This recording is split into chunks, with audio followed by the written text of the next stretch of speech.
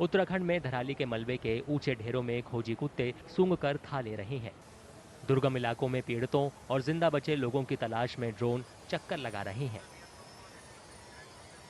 दूसरी एजेंसियों के साथ सेना भी बचाव और राहत काम में लगी हुई है। शुक्रवार को भी बचाव अभियान जारी है। सेना गंगोत्री में फंसे तीर्थयात्रियों को भी निकाल रही है।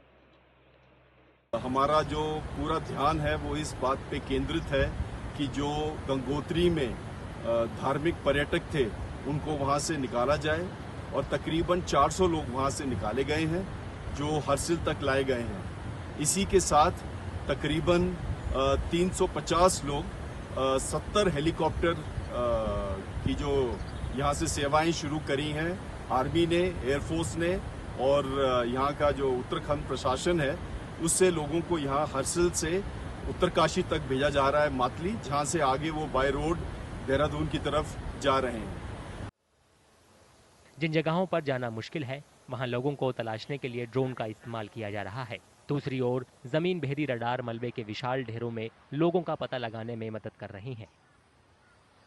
हम भारतीय सेना के सर्च एंड रेस्क्यू टीम का हिस्सा हैं। अभी हम हरसिल के लोअर कैंप, जहाँ पे कुछ दिन पहले भूस्खलन हुआ था और कुछ जवान बह गए थे, वहाँ पे सर्च एंड रेस्क्यू की कार्रवाई कर रहे हैं। इस कार्रवाई के दौरान हम नई इक्विपमेंट, नई टेक्नोलॉजी का भी इस्तेमाल कर रहे हैं, जिसमें ग्राउंड पेनिट्रेटिंग रडार का इस्तेमाल किया जा रहा है दबी हुई डेड बॉडीज़ को निकालने के लिए।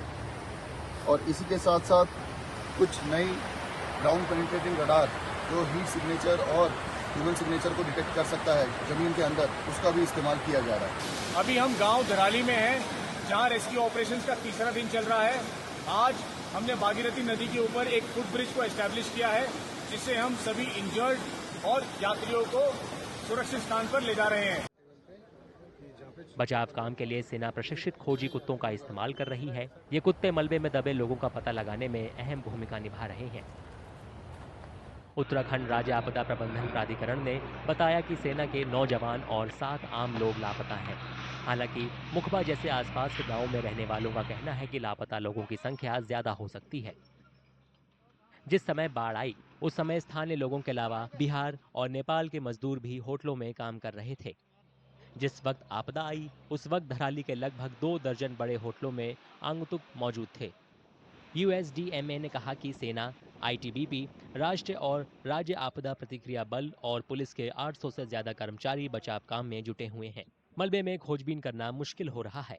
कई जगहों पर मलबे के ढेर 50 से 60 फीट ऊंचे हैं।